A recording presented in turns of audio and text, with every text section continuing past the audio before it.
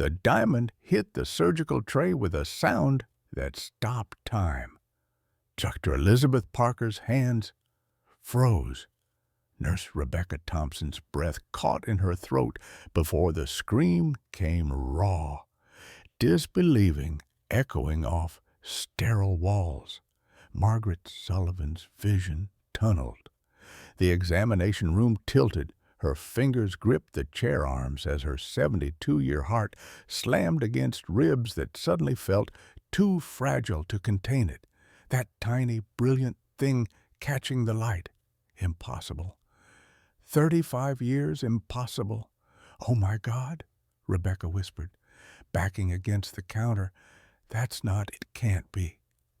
Dr. Parker lifted the object with trembling forceps. A diamond. Small, perfect, unmistakable. From inside Margaret's lip, from inside her body. The Whitehead she'd ignored for 6 months had been hiding her wedding stone. The ring Robert had slipped on her finger a lifetime ago. The ring lost in blood and snow and shattered glass the night everything ended. Now, here. Somehow, here. Margaret's world went black. Leave a like and share your thoughts in the comments, along with the city you're watching from now. Let's continue with the story. 3 weeks before that diamond fell onto the surgical tray, Margaret Ann Sullivan sat alone in her kitchen on Maple Street, watching expired milk curdle in her coffee. The carton said it had gone bad 2 weeks ago. She drank it anyway. 67 years old, widowed for 35, estranged from her only daughter for 10. The Cape Cod house around her was dying the same slow death she was peeling paint, sagging porch, gutters hanging by rusted nails. Forceur notices bloomed on her door like poisonous flowers.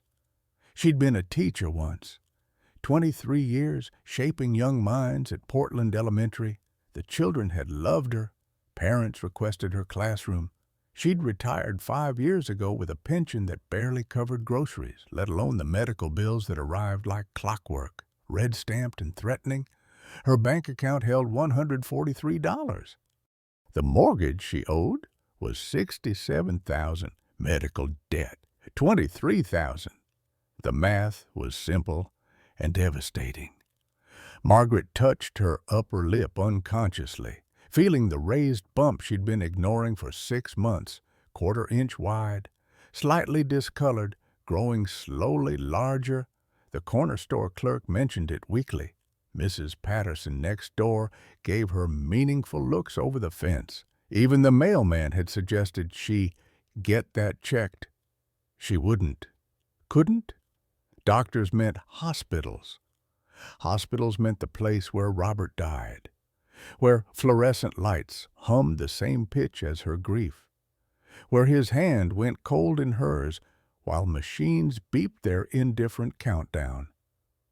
The living room held 47 missed calls on her answering machine, all from numbers marked unknown, probably bill collectors, possibly her daughter Emily, calling from yet another new number Margaret didn't recognize.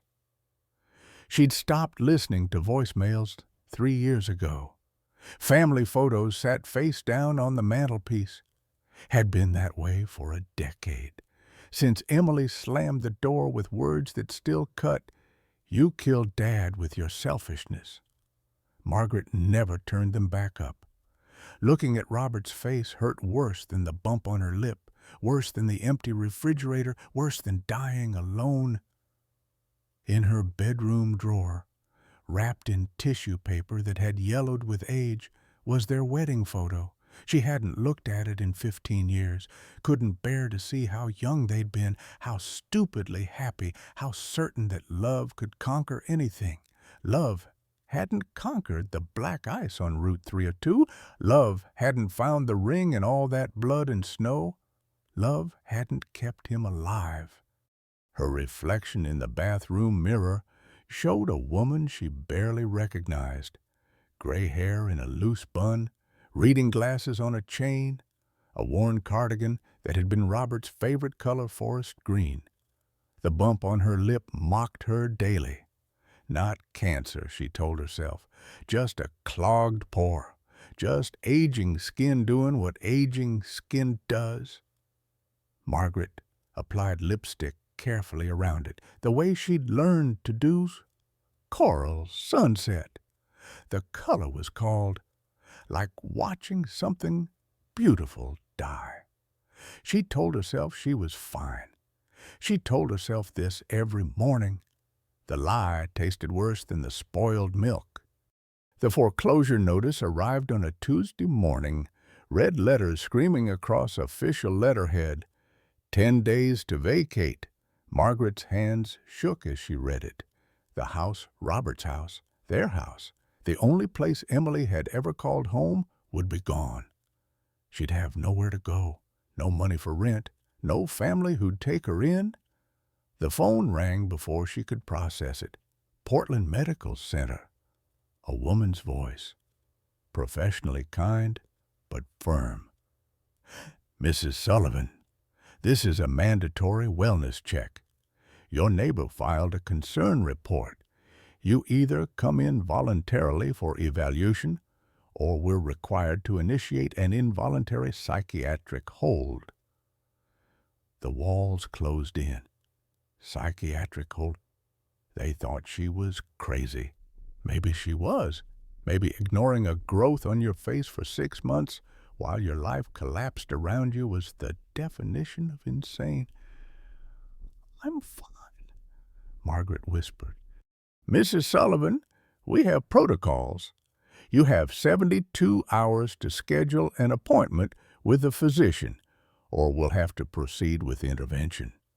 She hung up, stood in her kitchen, surrounded by unopened bills and unwashed dishes, and felt her heart race so fast she thought it might simply give up, like Robert's had, one moment beating, the next nothing. Her mind flashed unbidden to that night. Hospital corridors under fluorescent lights, Robert's hand going cold in hers, the steady beep becoming one long, flat scream. She'd been 29 then. She was 67 now, and that moment lived in her bones like the calcium that held her together. A knock at the door pulled her back, persistent, loud. Rebecca Thompson stood on the porch, still wearing her nursing scrubs from the morning shift. She lived 4 houses down, had for years. They'd been friendly once, before Margaret started letting everything fall apart. I saw the notice on your door, Rebecca said, not asking permission, just stating fact. And I know about the call from the hospital. I'm fine. Margaret. Rebecca's voice carried the particular authority nurses develop, gentle but immovable. I've watched you fade away for 6 months. That mark on your lip is getting worse. You're not fine, and we both know it.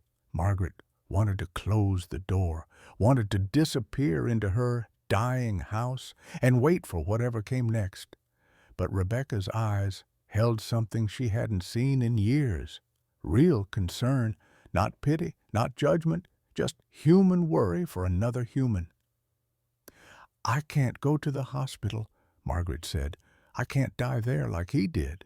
Then don't die, Rebecca said simply. Come get checked. It's probably nothing. But if it's something, we catch it early. That's how this works. That night, Margaret did something she hadn't done in 15 years. She opened the box of Robert's belongings. It sat in the back of her closet, sealed with packing tape that had turned brown with age. Inside his work boots, steel-toed and worn, flannel shirts with his name patch still sewn on Rob, it said. Because he'd hated being called Robert at the construction site. His wallet, containing $3 and a library card from 19 and an envelope. Unmarked, except for 2 words in his handwriting, emergency. For Margaret. She stared at it for 20 minutes. Whatever was inside had been waiting 35 years.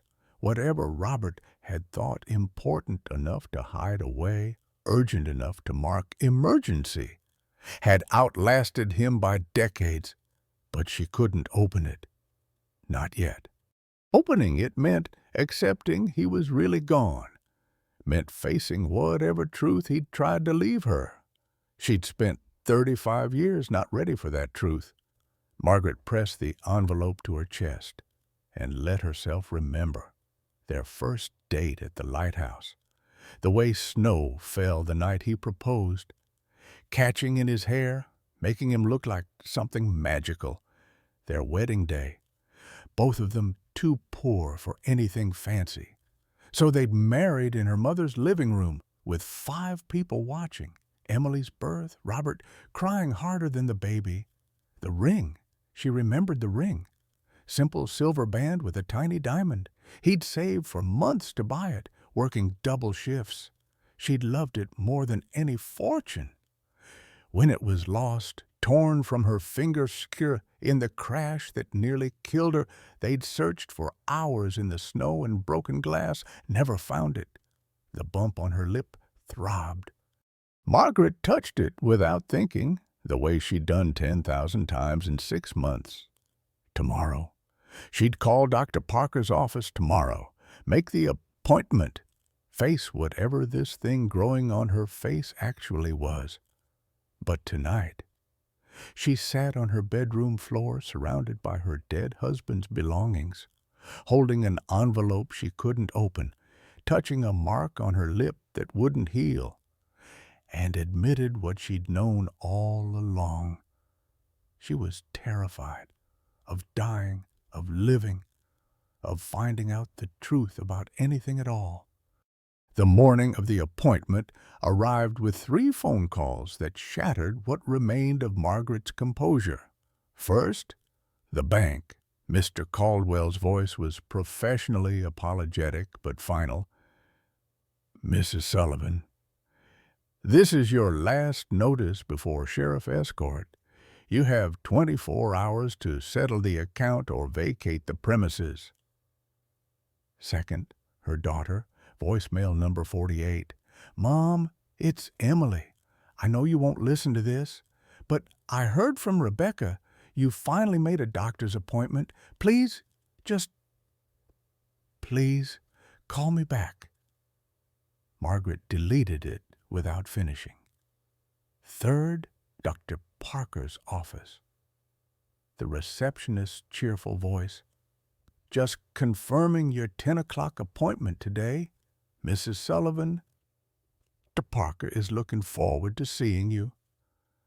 Looking forward, as if this were a social visit, as if Margaret weren't about to face her worst fear in a sterile room that would smell like the place Robert died. Rebecca arrived at 9:30 to drive her. Margaret's car had been repossessed 3 months ago. Another humiliation she'd hidden from everyone. The repo man had come at dawn, and she'd watched from her bedroom window as they towed away the last piece of independence she owned. "You look pale," Rebecca said, as Margaret climbed into the passenger seat. "I'm always pale." "You look scared." Margaret said nothing. Fear was a luxury. Naming it made it real. They drove through Portland in silence. Christmas decorations were going up even though it was only early November. Lights strung across storefronts. Inflatable Santas on lawns. The whole world preparing for joy while Margaret prepared for judgment. The clinic was in a renovated Victorian on Congress Street. "Parker Dermatology and Wellness Center," read the sign. Wellness. Such an optimistic word for a place where people came to find out if the marks on their skin were death sentences. The waiting room was worse than Margaret expected. A young couple sat together, the woman laughing at something on her husband's phone. An elderly man held hands with his wife. Their fingers intertwined with the ease of 50 years. Everyone seemed to belong to someone. Everyone except Margaret. She picked up a magazine. Living Your Best Life After 60. The cover showed a woman her age hiking mountains, grinning like life was an adventure instead of an endurance test. Margaret wanted to throw it across the room. Margaret Sullivan, the nurse, not Rebecca. Someone younger stood at the door to the examination rooms. Margaret's legs refused to move for 10 full seconds. Rebecca's hand found her shoulder. "I'll be right here," Rebecca whispered. "Right here in this waiting room. You're not alone." The examination room was exactly as Margaret had feared. Sterile, white walls. The antiseptic smell that brought back every hospital memory she'd spent 35 years trying to bury. An examination chair that looked more like an interrogation device. Equipment on rolling carts, chrome and cold. She sat, gripped the armrests, counted ceiling tiles, 12 across, 8 down, 96 tiles between her and escape. Dr. Elizabeth Parker entered with a warm smile that somehow made everything worse. Early 40s, kind eyes, professional but gentle. The sort of doctor who probably delivered bad news with compassion, which wouldn't make the news any less devastating. "Mrs. Sullivan, I'm Dr. Parker. Thank you for coming in today. I know this isn't easy." "How long have you noticed the growth on your lip?" Margaret's throat was sand. "Few weeks, maybe." A look passed between Dr. Parker and the nurse. The look of medical professionals who knew a lie when they heard one. "Mrs. Sullivan." Dr. Parker's voice was soft but firm. "I need you to be honest with me. Your health depends on it." 6 months, Margaret whispered. "I've had it for 6 months." Dr. Parker nodded, made a note. "Let's take a look." The examination light swung into position, bright enough to burn. Dr. Parker adjusted a magnification lens, leaned close. Margaret could feel her breath, could see the concentration in her eyes. The silence stretched. 10 seconds, 20, 30. Margaret's heart hammered. This was it. Cancer. Stage 4. Inoperable. She'd die in a hospital like Robert, hooked to machines, alone, because Emily would never forgive her, never come, never. "This doesn't present like a typical cyst," Dr. Parker said slowly. "Not cancer." Margaret's hope flared and died in the same breath. "If not cancer, what? I'm seeing signs of a subcutaneous foreign body, something embedded beneath the tissue." Foreign body. The words made no sense.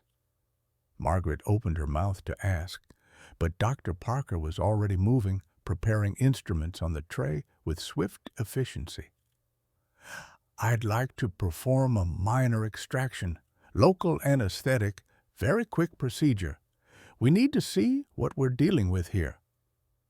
Margaret's world tilted. "You're going to cut it out. Just a small incision. You'll feel pressure, but no pain. Mrs. Sullivan, whatever this is, it's been there a long time. Your body has formed a capsule around it." "That's actually good news. It means no active infection. But we need to remove it and examine it properly." The needle came next. Local anesthetic, Dr. Parker explained. A sharp sting on her lip, then spreading numbness. Margaret felt herself floating above the scene, watching a scared old woman in a chair, while a doctor prepared to extract something that had been growing inside her for half a year. Except it hadn't been growing. It had been there, waiting. "Try to relax," Dr. Parker said. Relax. The most useless advice in the English language. Margaret closed her eyes, and suddenly she was back in the car. December 23rd, 1989. Snow, falling so thick the wipers couldn't keep up. Robert driving, his hand on hers. Christmas shopping bags in the back seat. Emily, just 7 years old, waiting at home with Margaret's mother. Then the ice, the spin, the world rotating in slow motion. Robert's shout, the guardrail, impact, glass shattering, her hand flying to her face. Blood, so much blood, pain exploding across her mouth. Robert pulling her from the wreckage, snow and glass everywhere. Your ring, his voice frantic. Margaret, where's your ring? Her hand bare, the silver band with its tiny diamond gone. They'd searched 2 hours in the freezing dark, flashlights cutting through snow, never found it. Robert had promised they'd come back in daylight. They never did. Mrs. Sullivan, I need you to stay still. Dr. Parker's voice pulled her back, pressure on her lip, probing. Something resisting? Margaret kept her eyes closed, counting her breaths, trying not to think about Robert's cold hand in the hospital 5 days after that accident, trying not to remember how his heart simply stopped, how she'd screamed, how the world ended on a Thursday afternoon. Metal, scraped against something hard, not tissue, something else. Then pressure, pulling, release, a sound, small, distinct, metal hitting metal, the surgical tray. Silence. Complete, absolute silence. Then Rebecca's gasp, sharp, disbelieving. Then her scream. Margaret's eyes snapped open. Rebecca stood frozen against the counter, one hand pressed to her mouth, the other gripping the edge of the sink. Her face had gone white. The younger nurse beside her stared at the surgical tray like it had sprouted fangs. Dr. Parker's hands trembled, actually trembled. In 35 years of avoiding doctors, Margaret had never seen a physician shake. That's not possible, Parker whispered. Margaret's vision was blurry from tears she hadn't realized were falling. She blinked hard, trying to focus on the metal tray beside her chair. Something small rested there, something that caught the examination light and threw it back in brilliant, unmistakable fragments. A diamond, tiny, perfect, gleaming, her diamond. The world tilted sideways. Margaret's hands went numb, her chest constricted. The examination room stretched and compressed like she was looking through the wrong end of a telescope. Mrs. Sullivan, stay with me. Dr. Parker's voice came from far away. I need you to breathe. Deep breaths. But Margaret couldn't breathe, couldn't think. That stone, that impossible, beautiful stone, had been inside her body, inside her lip. For how long? 6 months. No, that made no sense. Dr. Parker had said subcutaneous foreign body, and your body formed a capsule around it, and been there a long time. How long? Rebecca, get me vitals, now. Dr. Parker was moving fast, professional instinct overriding shock. A blood pressure cuff tightened around Margaret's arm. A pulse oximeter clipped onto her finger. Numbers she couldn't process. Blood pressure 180/110. Pulse 160. Rebecca's voice was steadier now, nurse training kicking in. She's going into panic mode. Mrs. Sullivan, I need you to look at me. Dr. Parker's face filled her vision. Kind eyes, steady, despite the tremor in her hands. You're safe. You're not in danger. But I need you to breathe slowly in through your nose, out through your mouth. With me, ready? Margaret tried, failed. Tried again. Air came in shallow gasps. That's good. Keep going. That's it. Slowly, painfully. Margaret's vision cleared. Her heartbeat decelerated from sprint to marathon. The room stopped spinning, and the diamond was still there. Real, undeniable. How? The word came out broken. DeParker carefully lifted the stone with sterile forceps, holding it up to the light. It was smaller than Margaret remembered, barely 3 millimeters across. But it was hers. She knew it the way you know your own reflection. Some deep cellular recognition. Mrs. Sullivan. Dr. Parker's voice was careful, measured. I need to ask you some very specific questions. How long ago did you lose your wedding ring? The answer stuck in Margaret's throat. 35 years. Silence crashed into the room like a physical force. 35 years, Dr. Parker repeated slowly. And you lost it in an accident. Car crash. December 23rd, we hit black ice. I remember, Margaret's voice cracked. I remember my face hitting something. The airbag, maybe. There was so much blood. My lip was split open, required 17 stitches. The ring was gone. We thought it flew off my finger in the impact, searched for hours in the snow. Dr. Parker set the diamond down carefully, like it might explode. Mrs. Sullivan, this stone was deeply embedded in scar tissue. The placement, the depth, the way your body encapsulated, this wasn't recent.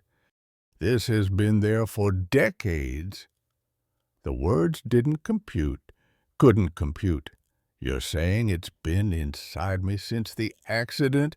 I'm saying that's the only explanation that makes medical sense. When your lip was injured, the ring must have been torn apart by the impact. The band likely went one direction, but the stone embedded in the wound, so small, so deep in the trauma, that the emergency room doctors missed it. Your body healed around it, formed a protective capsule, and it's been there ever since, migrating slowly through tissue over the years. Margaret stared at her hands. These hands that had searched frantically in snow and broken glass, these hands that had given up after 2 hours, numb and bleeding, Robert's voice echoing across 35 years. We'll find it, Maggie. I promise we'll find it. But they hadn't, because it had never left her. She'd carried it inside her body for 35 years, through Robert's death, through Emily's childhood, through decades of loneliness and grief and slow collapse. Her wedding diamond, buried in her flesh, waiting. Oh, my God, Rebecca breathed. Robert, your husband, Robert, he died looking for this ring, didn't he? The question hit like a fist. What? No, he died of a heart attack 5 days after the accident. But even as she said it, memory shifted, rearranged itself. Robert in the hospital, pale and exhausted. I went back, Maggie, went back to the crash site, searched for hours. I had to find it, had to. She'd been angry. They'd just gotten the repair bill for the car, $12,000 they didn't have. And he was obsessing over a ring that cost $300. It doesn't matter, she'd told him. It's just a thing. Robert, we're alive. That's what matters.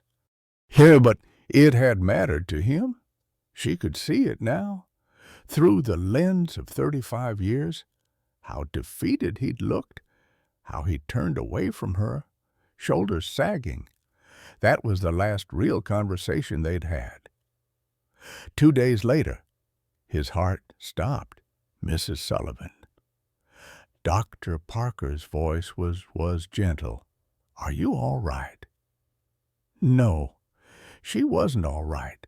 She'd been carrying proof of Robert's love inside her body for 35 years and never knew it. He died thinking he'd failed her, died believing the ring was lost forever. And all along, it was right there, embedded in her skin, as much a part of her as bone and blood. I need to... Margaret stood too fast. The room swayed. Rebecca caught her arm. "Sit down, honey. You've had a shock." Shock. Such an inadequate word. Margaret sank back into the chair and stared at the diamond on the tray. So small, so ordinary. Just carbon compressed under pressure until it learned to shine, like her. 35 years of pressure, and she'd forgotten how to shine at all. "What happens now?" she asked. Parker exchanged a look with Rebecca. Something passed between them, some unspoken medical communication that Margaret couldn't decode. "Now, we need to make sure there's no infection, no tissue damage. I'd like to run some labs, keep you under observation for a few hours. This is Mrs. Sullivan. This is highly unusual. I need to document everything properly. And you'll need antibiotics as a precaution. The tissue around the stone shows some inflammation. I can't afford..." Margaret stopped, couldn't finish, couldn't say out loud that she had $143 to her name and medical bills she'd never pay. "We'll figure that out," Dr. Parker said firmly. "Right now, let's focus on your health." Rebecca's phone buzzed. She glanced at it, frowned. "Margaret, there are 5 people in the waiting room asking about you. Apparently someone posted on Facebook that you screamed, and now half the neighborhood thinks you're dying." Of course they did. Small-town medicine. Everyone knowing everyone's business. Margaret felt a hysterical laugh building in her chest. "I'm not dying," she said. "I'm just, what am I?" "You're a medical miracle," Dr. Parker said softly, "and you're going to be fine." But Margaret wasn't sure about that, because fine meant normal. And nothing about this was normal. Fine meant the diamond would solve her problems, but she owed more money than that stone was worth. Fine meant her daughter would forgive her, but Emily didn't even know this was happening. Fine meant Robert's death made sense, but now she was learning he'd spent his last days searching for something she'd had all along. "Can I?" Margaret reached toward the tray. "Can I hold it?" Dr. Parker hesitated, then nodded. She placed the diamond in a small, sterile container and handed it to Margaret. It weighed nothing, a fragment of compressed carbon no bigger than a grain of rice. But holding it felt like holding 35 years of grief in her palm. Every lonely dinner, every silent Christmas, every time she touched her lip and wondered why it never quite healed right. This was why Robert's last gift, hidden in plain sight, or rather, hidden in plain flesh. Margaret started to laugh, couldn't help it. The sound came out broken and slightly unhinged. Rebecca moved closer, concerned, but Margaret waved her off. "I'm not crazy," she managed. "It's just all this time. All this time." Dr. Parker was writing notes, documenting everything, medical records that would outlive them all. On paper, Margaret would become a case study. Patient presented with subcutaneous foreign body, embedded for approximately 35 years following traumatic injury, clinical, sterile. Nothing about the poetry of it, nothing about the cosmic joke. "Mrs. Sullivan, I need to run the labs. It'll take about an hour. Rebecca can stay with you if you'd like, or you can wait in the recovery room." "Here," Margaret said. "I'll stay here." Alone. She needed to be alone with this impossible thing. Dr. Parker nodded, understanding. "I'll be just outside if you need anything." The room emptied. Silence rushed in, like water filling a drowning lung. Margaret sat in the examination chair, holding a container with a diamond that had lived inside her body since 1980 and finally let herself feel everything she'd been holding back. Grief for Robert, who died thinking he'd failed. Anger at the doctors who'd stitched her lip and never noticed. Wonder at the impossible journey this stone had taken through her tissue. And something else, something she hadn't felt in 35 years. Hope. Because if this diamond could survive 35 years buried in scar tissue, if it could wait patiently through decades of grief and neglect and slow dying, and emerge still whole, still brilliant, still itself, then maybe she could too. Margaret touched her lip. The wound where Dr. Parker had made the incision was small, precise. It would heal. She'd have a new scar, but this time she'd know what it meant. This time the scar would be a map, proof that lost things can be found, that the past lives in us, literally, waiting for the right moment to surface.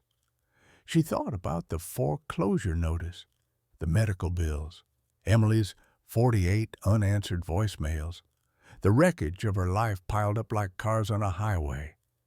And she thought about Robert, not the way he died, but the way he'd loved, fierce and stubborn and willing to search for hours in a blizzard for something that mattered. The diamond caught the light, threw it back, made the whole room brighter. Margaret made a decision. She was going to fight, not just survive, but fight for the house, for reconciliation with Emily, for a life that meant something more than waiting to die in the same building where Robert had. This stone had fought to surface. The least she could do was fight to live. When Dr. Parker returned with lab results and prescriptions and instructions, Margaret was standing, steady, the container with the diamond clutched in her hand like a talisman. "I'm ready," Margaret said. Dr. Parker smiled. "Ready for what?" "Everything." The story hit Facebook before Margaret made it home. Rebecca's friend Jennifer, a dental hygienist with 3,000 followers, posted it at 11:47 a.m. Miracle in Portland. Woman's lost wedding diamond found after 35 years inside her body. True love never dies. By noon, it had been shared 200 times. By 2 o'clock, the Portland Press-Herald was calling. By evening, Margaret's phone, which hadn't rung in months except for bill collectors, was burning with notifications she didn't know how to silence. She sat on her sagging porch, the sterile container with the diamond in her lap, watching neighbors she hadn't spoken to in years suddenly find reasons to walk past her house. Mrs. Patterson from next door appeared with an apple pie. The Hendersons from across the street waved enthusiastically. Even the teenagers who usually egged mailboxes stopped to stare. Margaret felt like a zoo animal. Fascinating, tragic, something to gawk at and discuss over dinner. Her computer, ancient, dust-covered, sat on the kitchen table where Emily had set it up 5 years ago before their final argument. Margaret hadn't turned it on since. Didn't know how to navigate Facebook or Twitter or whatever else people used to broadcast their lives to strangers. But Rebecca did. She arrived at 6 with takeout Chinese food and a grim expression. "You need to see this." The laptop screen glowed with comments, hundreds of them, under Jennifer's post, under news articles, under shares and reshares that spiraled outward like ripples from a stone dropped in still water. "Beautiful love story proves soulmates are real. This is fake. Nobody goes 35 years without noticing something in their face." My aunt had something similar. Turned out to be a tumor. Why didn't she get it checked sooner? Seems irresponsible. That diamond is probably worth thousands. Lucky her. Insurance scam? Calling it now? Margaret stopped reading. Her stomach turned. These people didn't know her, didn't know Robert, didn't know anything except the skeleton of a story stripped of context and sold for clicks. "There's more," Rebecca said quietly. She clicked to a different page. Someone started a GoFundMe. Margaret stared at the screen. "Help Margaret Sullivan save her home," read the headline. With a photo someone had clearly taken through her window. Margaret at her kitchen table, head in hands, the fundraising goal $50,000, already raised $15,312. "I didn't authorize this," Margaret whispered. "I know. It was started by someone named Travis Chen. Says he's a medical student who was inspired by your story." A stranger, a complete stranger, had started raising money for her. And other strangers, hundreds of them, had donated $5, $20. One person gave $500 with the note, "My husband died young too. I understand." Margaret felt violated and grateful in equal measure. She didn't want charity, didn't want to be someone's feel-good project. But $15,000 would buy her another month in this house. Maybe 2. "What do I do?" she asked. Rebecca squeezed her shoulder. "You say thank you, and you let people help. That's what Robert would want." Would he? Margaret wasn't sure any more. She'd spent 35 years thinking she knew her husband, and now she was discovering she'd barely scratched the surface. The sealed envelope still sat on her kitchen counter. Emergency for Margaret. She'd carried it from the bedroom that morning, intending to open it. But the clinic appointment had derailed everything, and now it sat there like an accusation. After Rebecca left, Margaret stood alone in her kitchen, staring at that envelope. Outside, a news van pulled up to the curb. A reporter climbed out, adjusting his tie, checking his hair in the side mirror. Margaret locked the door, drew the curtains, sat at the table with the envelope and the container holding her diamond. "Okay, Robert," she said to the empty room. "Let's see what you wanted me to know." The envelope opened easily despite 35 years of being sealed. Inside 14 pages of handwritten letter, a bank withdrawal slip for $89,000, a newspaper clipping, a photograph of a young boy in a hospital bed, and a receipt from Maine Medical Center. Margaret's hands shook as she unfolded the newspaper clipping. December 24th, 1989. School bus accident on Route 4 leaves multiple injured, 2 dead. She didn't remember this. The day after their own accident, she'd been in the hospital, 17 stitches in her lip, 3 cracked ribs, a concussion that kept her vomiting for 2 days. Robert had left early that morning to search for the ring, he'd said. He'd come back 12 hours later, pale and shaking, and wouldn't tell her where he'd been. The hospital receipt was dated December 24th, 1989. Payment for Jacob Miller. ICU expenses, $89,000. Their entire savings account drained in a single transaction. Margaret's vision blurred. She blinked hard, forced herself to focus on Robert's handwriting. The letter was dated December 27th, 1989, one day before he died. "My dearest Maggie," it began. "If you're reading this, I'm gone. I'm sorry for that. Sorry for leaving you alone. Sorry for so many things I can't fix now. I need to explain about the money, about where I went the day after our accident. I was driving back from the hospital, our hospital, when I saw it. The school bus rolled over on Route 4. Kids screaming, parents screaming, blood in the snow. I stopped. Of course I stopped. 23 children on that bus. Most were okay. Some broken bones, cuts, shock. But one boy, Jacob Miller, age 7, was pinned under twisted metal, internal bleeding. The paramedic said he needed surgery immediately, specialized surgery at a facility 200 miles away. His mother, Ann Miller, was hysterical. The father had died in the crash. She was alone, no insurance, no money. The hospital was going to stabilize the boy and send him to county care, which meant he'd wait days, maybe weeks, for surgery he needed now.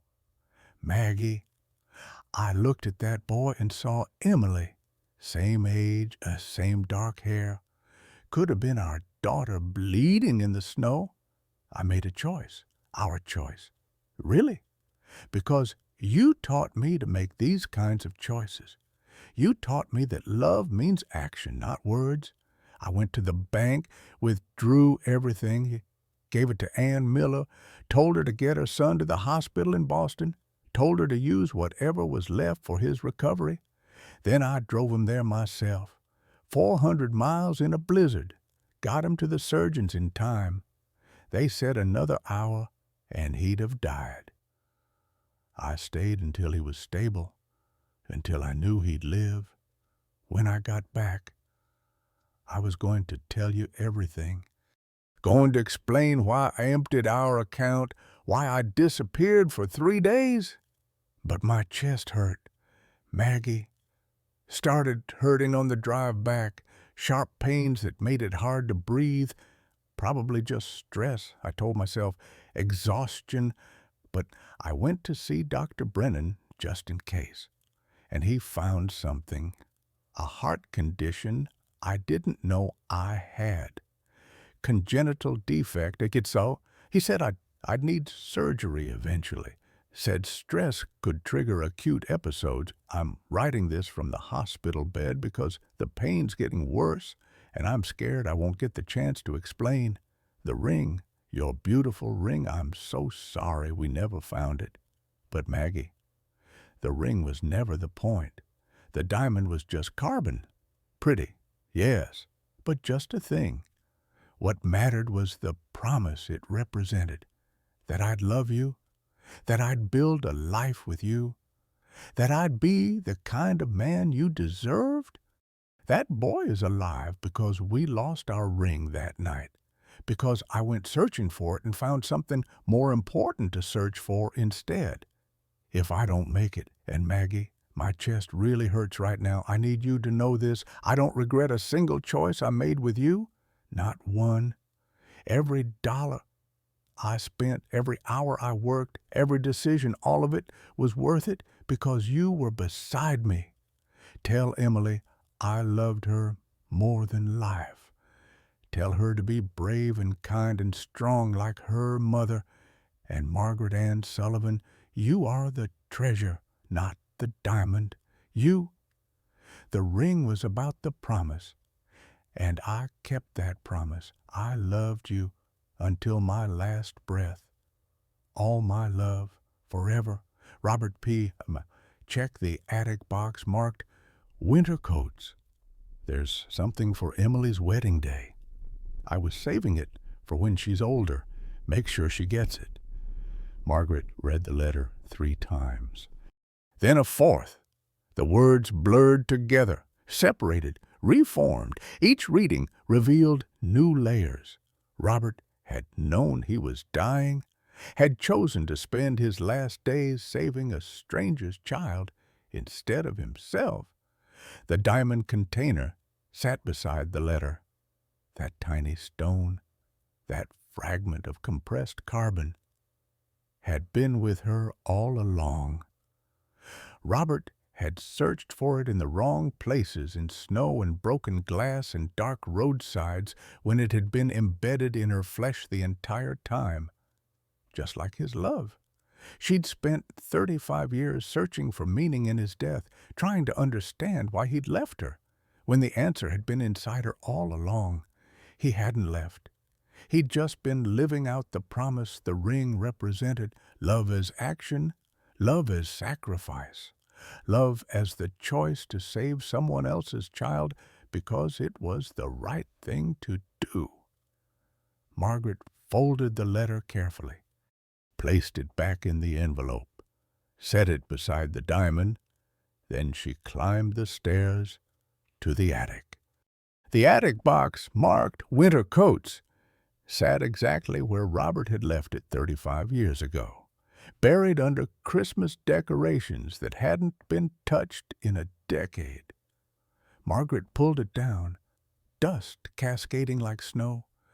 Her hands trembled as she lifted the lid. Inside, a wedding veil, delicate lace, yellowed with age but still beautiful. Her mother's veil, the one Margaret had worn, the one she'd always planned to give Emily. Beneath it, another letter, this one addressed to Emily in Robert's handwriting, and at the bottom, a small savings bond booklet. Margaret opened it with shaking fingers. 12 bonds, $100 each, purchased in December 1989. Matured value after 35 years, nearly $15,000. Robert had planned for everything, even dying. He'd tried to take care of them.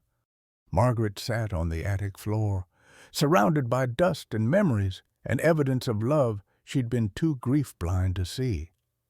The letter for Emily remained sealed, not her letter to read, but the veil. The bonds, these were meant to be found. She was carrying them downstairs when her phone rang. An unknown number. She almost didn't answer, but something made her pick up. "Mrs. Sullivan," a woman's voice, professional but warm. "This is Patricia Drummond from Coastal Insurance. I'm calling about the diamond." Margaret's stomach dropped, of course. The insurance claim from 1980, they'd paid out $3,200 for a lost ring. Now the diamond was found. They'd want it back. "I understand," Margaret said quietly. "You want reimbursement?" "Actually, no." A pause. "Mrs. Sullivan, your story has been all over the news. Our CEO read it this morning. He's asked me to inform you that we're dropping any claim to the diamond. It's yours, legally and morally." Margaret sat down hard on the stairs. "I don't understand." "Frankly, neither did I at first. But Mr. Harrison, our CIO, he said some things are more important than policy. Your husband's story, your story. It reminded him why he got into this business. To help people, not hurt them.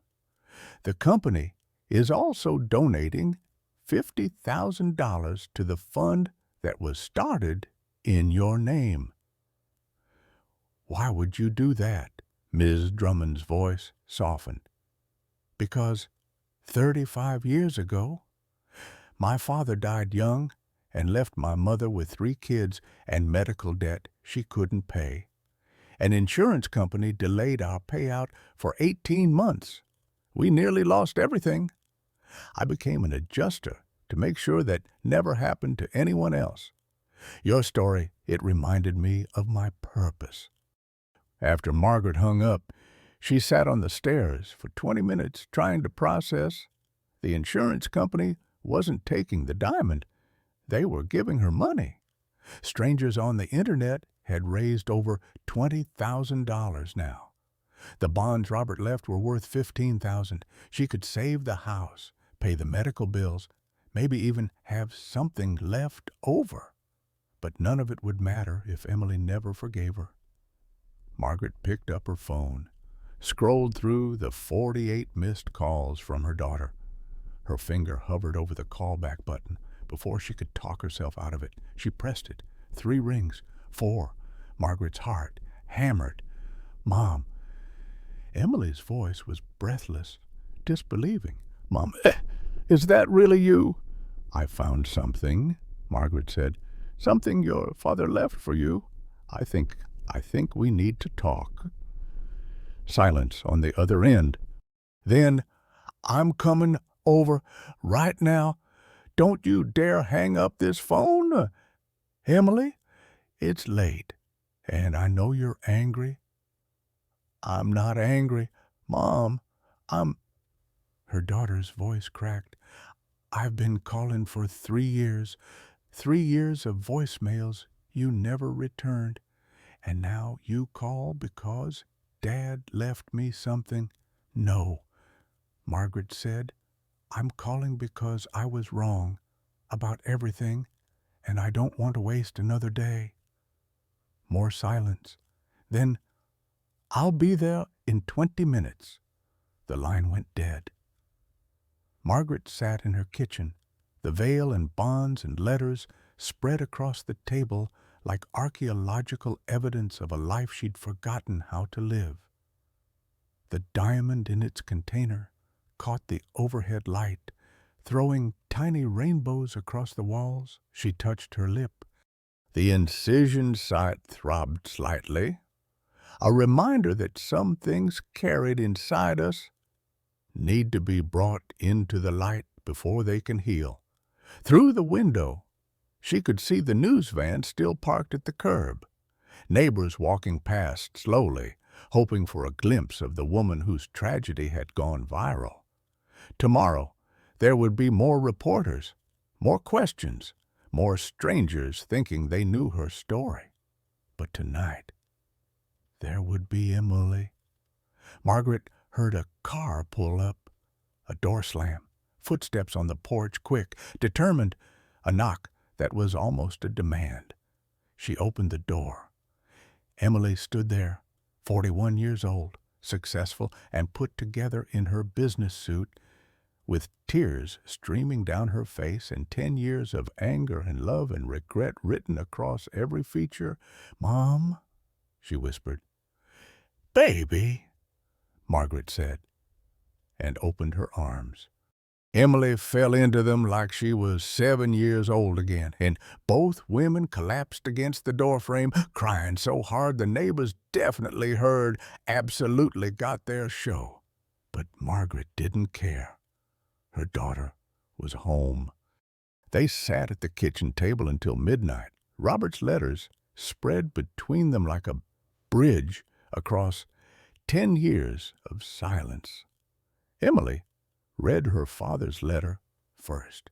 Margaret watched her daughter's face transform anger melting into confusion, confusion into understanding, understanding into grief so profound it aged her a decade in minutes. "He knew," Emily whispered when she finished. "He knew he was dying, and he chose to save that boy anyway. He chose love," Margaret said, "the way he always did." Emily looked up, and Margaret saw herself reflected in her daughter's eyes. The same stubborn pride, the same tendency to carry pain alone instead of sharing it, the same fear of being vulnerable. "I need to tell you something," Emily said. "Something I should have told you 10 years ago." She reached into her purse, pulled out a folded piece of paper, worn thin from being opened and refolded countless times. When I was 18, I found this in the attic, a different letter. Dad wrote it the night before he died. Margaret's heart stopped. There was another letter. He wrote two, one for you, one for me. Emily unfolded the paper with shaking hands. Mine said he was proud of me, that I should take care of you after he was gone. That family was the only thing that mattered. But I didn't take care of you, Mom.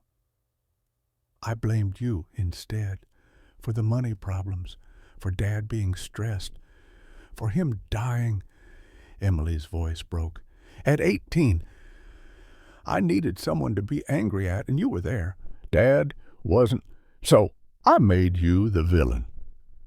The last thing I said to Dad was, I hate you. We'd fought about something stupid. I wanted to go to a party. He said no.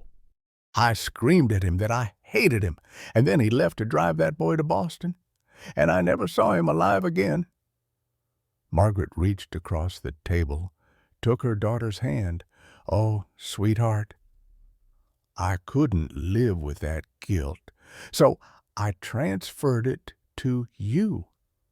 Convinced myself that if you hadn't been nagging Dad about money, he wouldn't have been stressed, wouldn't have had the heart attack, wouldn't have died. Emily was sobbing now. I knew it wasn't true. Even at 18, I knew. But it was easier than admitting I'd told my father I hated him right before he died. So I left, stayed away. Every time I thought about calling, I remembered what I'd said to him, and the shame was too much. And then years passed, and it became easier to stay away than to come back and face what I'd done.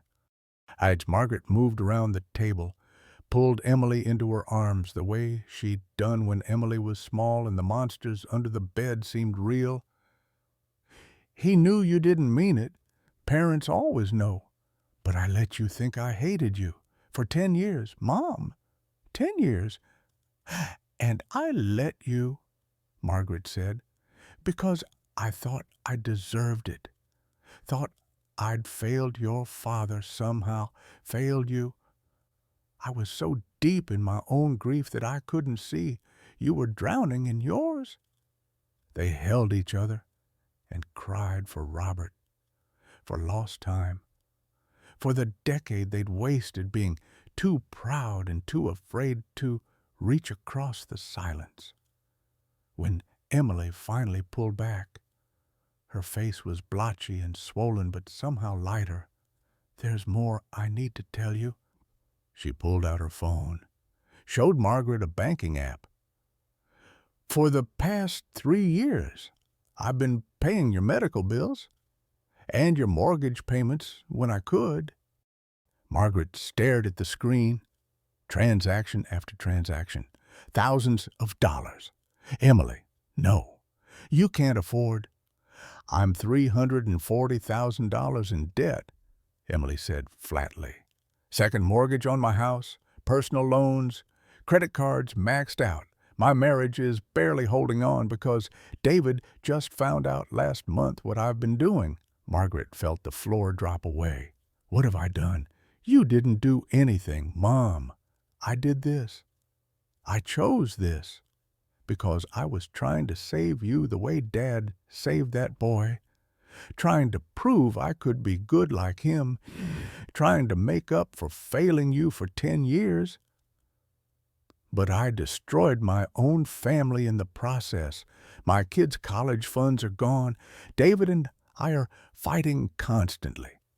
My business is failing because I've been so focused on keeping you afloat that I neglected everything else. Emily laughed bitterly. We're exactly alike. Aren't we both so stubborn we'd rather drown than ask for help, both trying to save everyone except ourselves? The words hung in the air like smoke. Margaret thought about Robert's letter, about his choice to empty their savings to save a stranger's child, about the diamond she carried inside her body for 35 years. her body trying to protect something precious, even when her mind had forgotten it was there. "We're going to fix this," Margaret said. "Together. How I'm buried in debt. You're about to lose your house. We're both—" "The diamond," Margaret said. She picked up the sterile container from the table. The tiny stone caught the light, threw it back. "We're going to sell it. Use the money to pay your debts. Save the house. Start over." Emily shook her head violently. "No, absolutely not. That's Dad's ring. That's your last piece of him.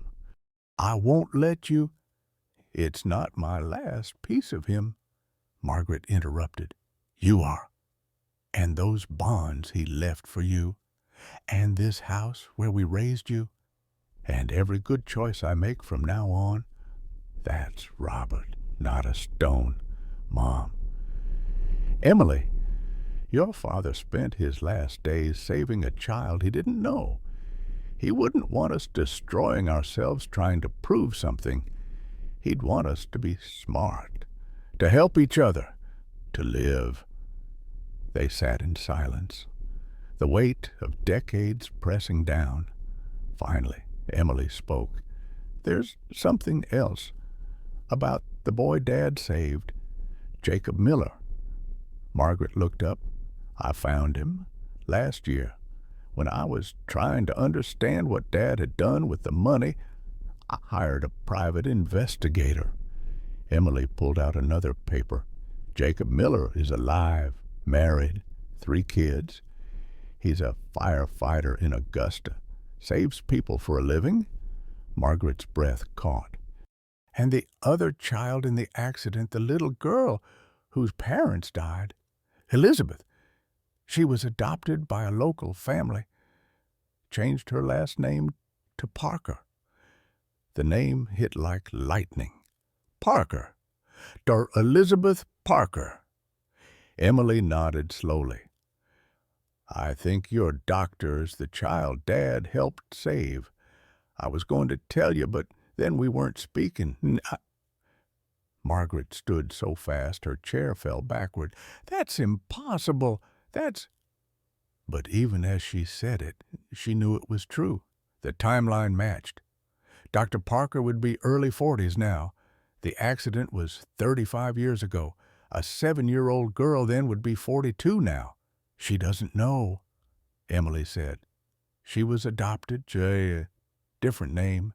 No reason to connect her to Robert Sullivan, a man who donated anonymously decades ago." Margaret's mind raced. Dr. Parker had been in that bus, had lost her parents, had been saved by Robert's money. And 35 years later, she'd been the one to extract the diamond from Margaret's lip, had been the one to find what Robert had been searching for all along. "We need to tell her," Margaret said. "Are you sure? Maybe she doesn't want to know. Maybe—" "Emily, your father died looking for meaning, looking for that ring in the snow, 'cause he thought it mattered. And all along, the ring was inside me. But the real treasure, the real legacy, was the life he saved. Lives, plural. Dr. Parker and Jacob Miller both." Margaret picked up the diamond container again. "This stone has been on a 35-year journey. From my finger to my flesh to Dr. Parker's surgical tray. That's not coincidence. That's completion." Emily wiped her eyes. "What are you going to do?" "I'm going to thank her, and then I'm going to let her help me figure out what happened next. Because that's what your father would do. Accept help when it's offered. Build community. Trust people." They stayed up until 2 in the morning, planning. Margaret showed Emily the bank account statements, the foreclosure notice, the medical bills.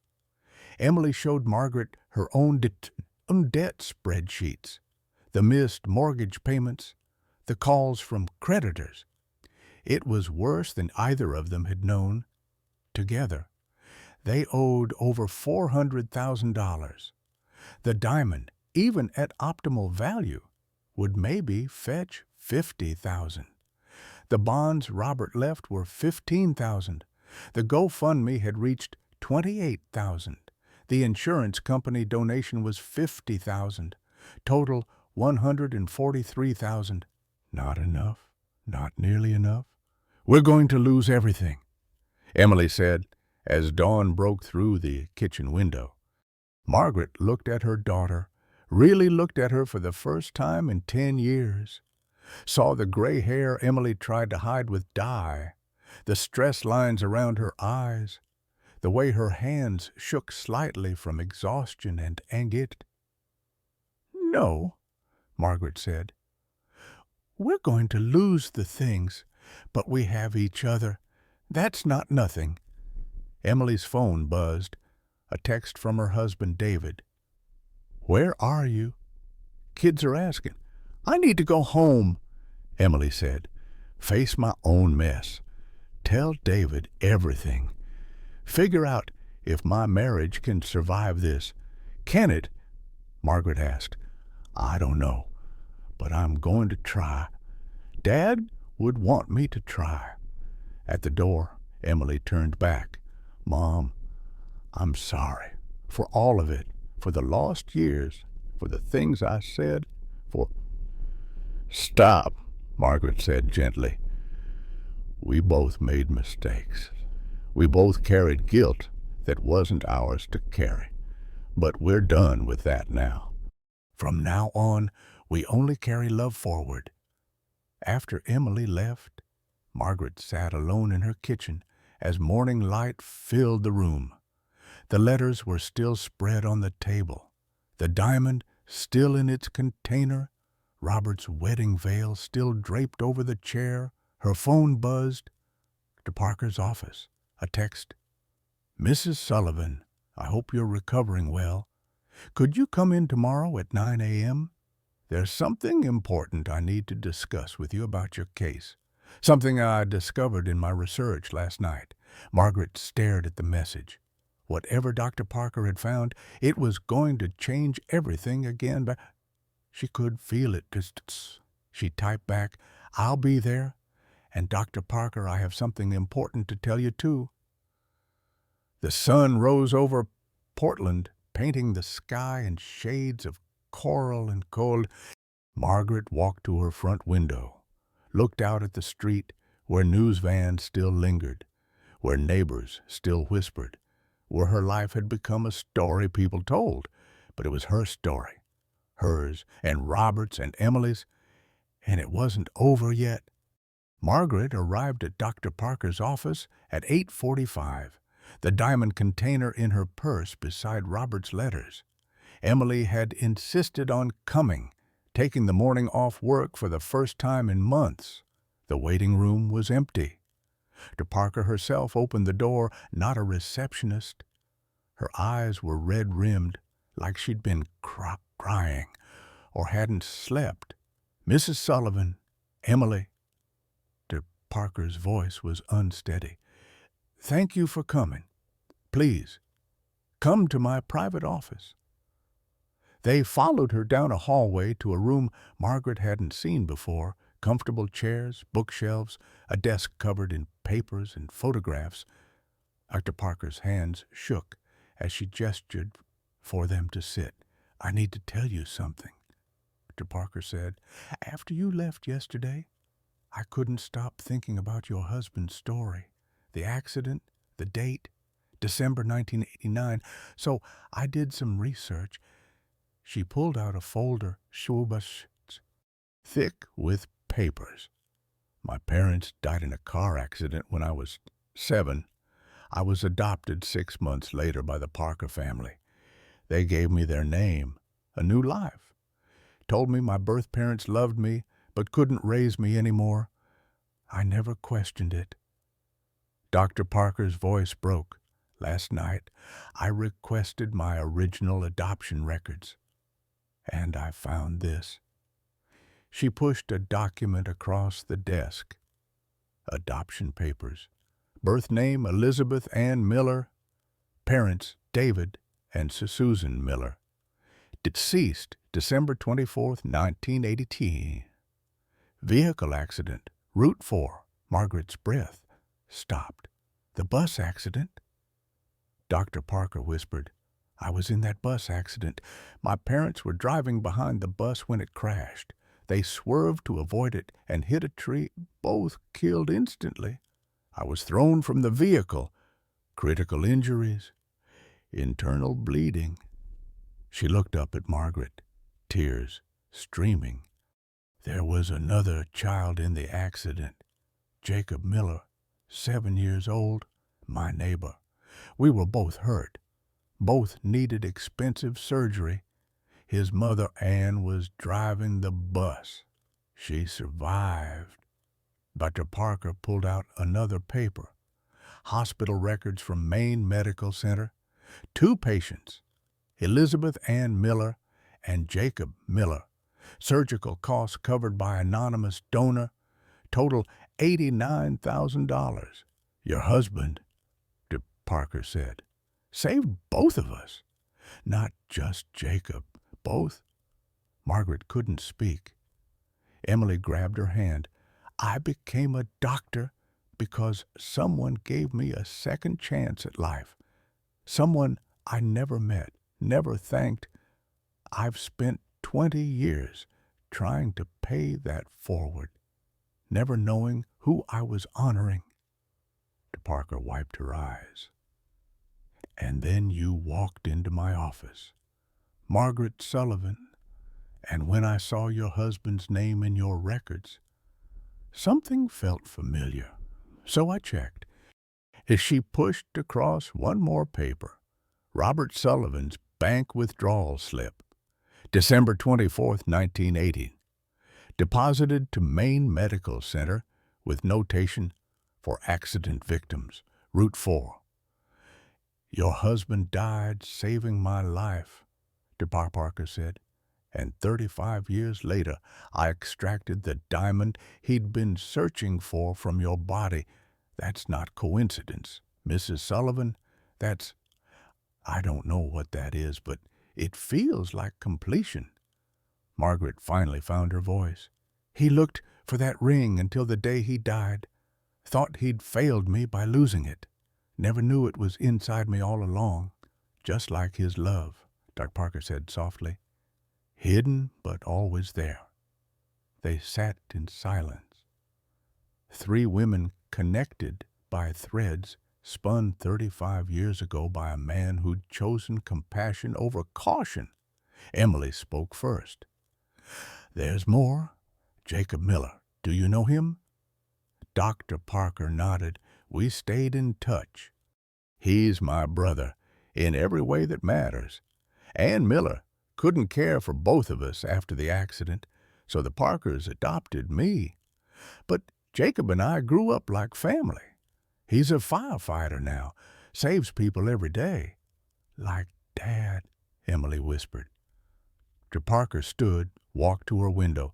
Mrs. Sullivan, I've been thinking about this all night. Your medical bills from my practice, they're forgiven. All of them. And I want to do more. I want to help you keep your house. Help Emily with her debts. Not as charity, but as repayment for the life your husband gave me. You don't owe us anything, Margaret said. I owe you everything. We all do.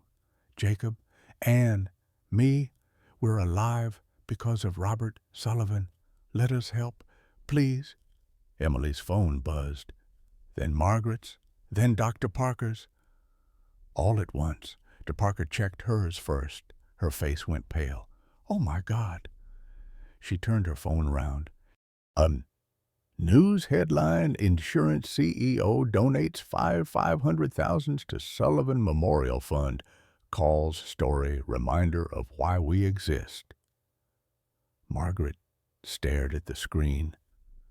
$500,000 from Coastal Insurance, the same company that had threatened to sue her. 2 days ago, Emily was reading her own phone. Mom, The GoFundMe is at 200,000 now. Someone shared it on national news. It's going viral. Margaret couldn't process the numbers, couldn't understand how her private grief had become this public outpouring, couldn't reconcile the woman who'd sat alone in her kitchen 3 days ago with the woman whose story was apparently inspiring strangers across the country. "There's more," DeParker said quietly. She pulled out a folder she'd been holding back. "Ann Miller, Jacob's mother, she's been trying to find the anonymous donor for 35 years. She saved money every year, wrote thank-you letters she could never send. When she saw your story on the news, she recognized your husband's name from the hospital records she'd kept." Dr. Parker opened the folder. Inside 35 years of letters, dozens of them, all addressed to the angel who saved my son. "Ann wants to meet you. She's in the waiting room right now with Jacob." Margaret's heart hammered. "They're here. They drove through the night from Augusta when they saw the news. They've been waiting an hour for you to arrive." DeParker stood. "Would you like to meet them?" Margaret looked at Emily. Her daughter nodded, squeezed her hand. "Yes." Margaret whispered. Dr. Parker opened the office door. In the waiting room sat an elderly woman in a wheelchair, her face carved with lines of age and gratitude. Beside her stood a man in his early 40s, tall and strong, wearing a firefighter's department jacket, Jacob Miller, the boy Robert had died saving. He'd grown into a man who saved others. Ann Miller looked up, saw Margaret, and began to cry. Jacob pushed her wheelchair forward, his own eyes wet. "Mrs. Sullivan," Ann said, reaching out with trembling hands, "I've waited 35 years to say thank you." Margaret knelt beside the wheelchair, took Ann's hands in hers. They were warm and papery and held 35 years of gratitude. "Your husband gave my son life," Ann said, "gave Elizabeth life, gave me a reason to keep living after that accident. I've spent 3 decades trying to be worthy of that gift, trying to raise Jacob to honor the man who saved him." Jacob crouched down beside them.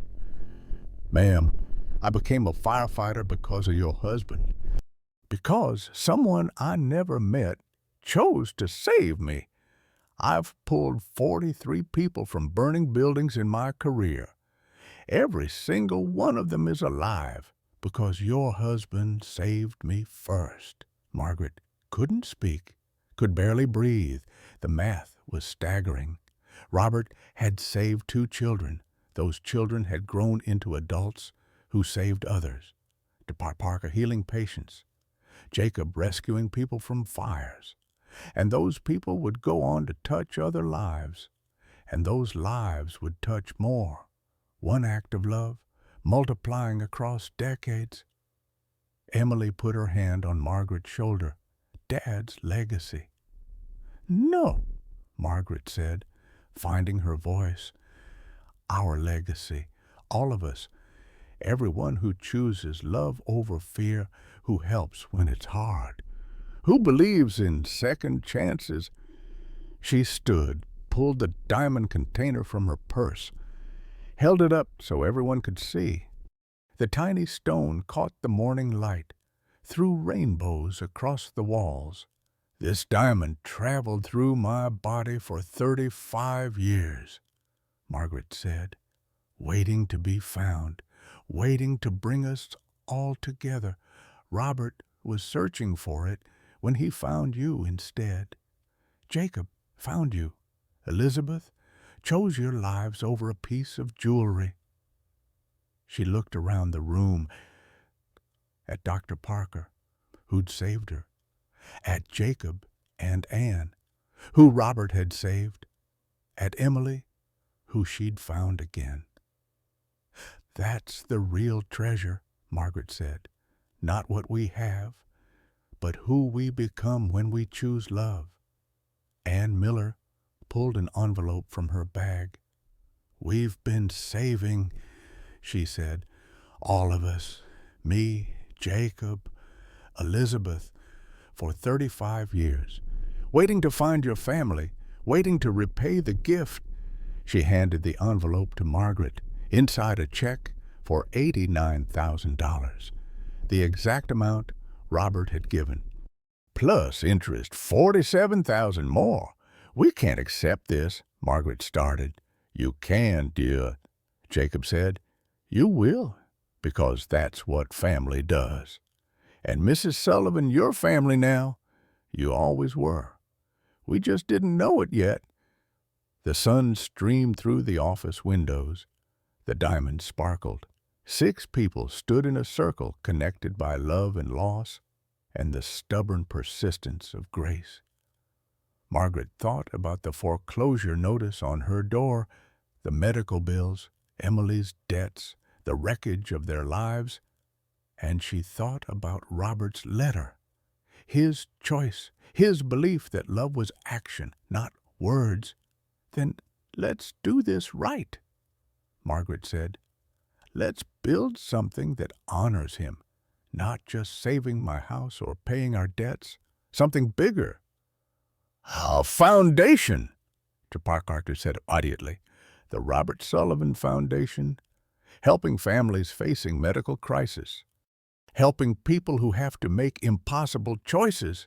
"Yes," Emily said. "Yes." Anne nodded. Jacob smiled, and Margaret felt something she hadn't felt in 35 years. Hope. Not the fragile kind that disappears at the first sign of trouble, but the stubborn kind. The kind that survives 35 years embedded in scar tissue. The kind that waits patiently to be found. The kind that multiplies when shared. 3 months later, Margaret stood in her kitchen on Thanksgiving Day. The house was full. Emily and her family. Dr. Parker and her husband and infant son, Jacob Miller, with his wife and 3 children. Anne in her wheelchair at the head of the table, Rebecca and her family. Even Gregory Mitchell from next door, who turned out to be Robert's estranged younger brother. 20 people, 3 generations, all connected by one man's choice to love strangers as family. Robert's photograph sat at the head of the table. Margaret had finally turned the pictures back up. Looking at his face didn't hurt anymore. It reminded her of who she wanted to be. Emily's youngest daughter, 7 years old, tugged Margaret's sleeve.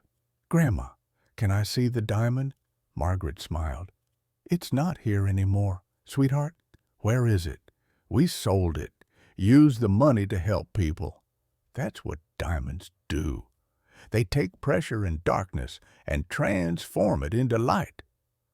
The Robert Sullivan Foundation had helped 19 families in its first 3 months, paid medical bills, prevented foreclosures, given people second chances. The diamond's legacy multiplied.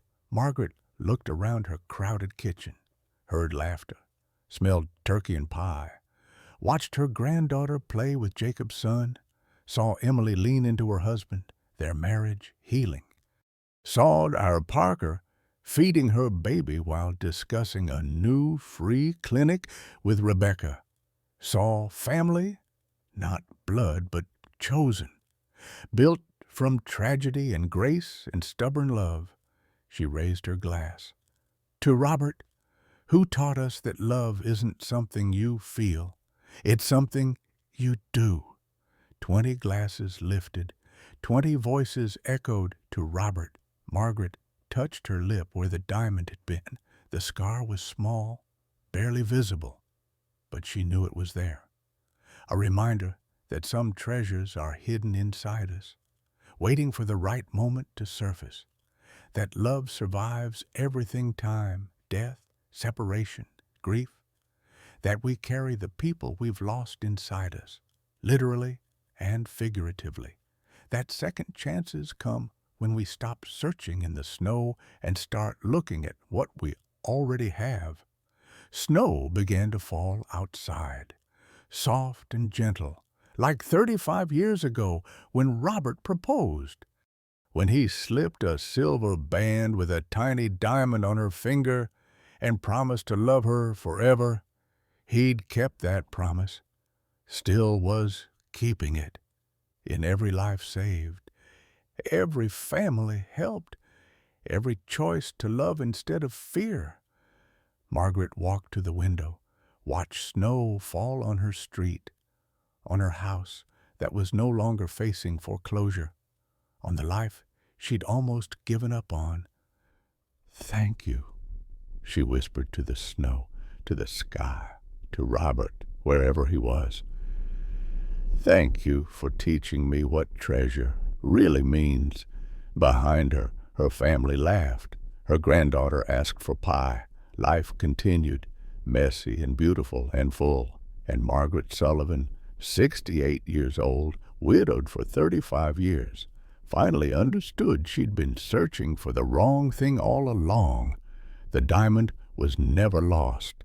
Love was the treasure, and it had been inside her the whole time. Sometimes the treasures we search for our entire lives are already inside us, waiting to be discovered. Margaret spent 35 years believing she'd lost everything that mattered: her husband, her daughter, her purpose. She carried grief like a weight she deserved to bear, convinced that love had abandoned her on a snowy December night. But the diamond hidden in her flesh was proof that what we think is lost is often just transformed, waiting for the right moment to surface and remind us who we are. Robert's final gift wasn't jewelry or money, or even the families he saved. It was the lesson that love multiplies when we share it. That second chances come when we stop hiding from pain and start reaching toward each other. That family isn't just blood, but every soul we choose to hold close. Margaret learned that it's never too late to turn suffering into purpose, isolation into community, regret into redemption. The question isn't whether we've lost too much or waited too long. The question is, are we brave enough to accept that healing begins the moment we stop carrying our grief alone? What treasure have you been searching for that might already be inside you? Have you ever discovered that something you thought was lost was actually with you all along? Share your story in the comments below. Your words might be exactly what someone else needs to hear today.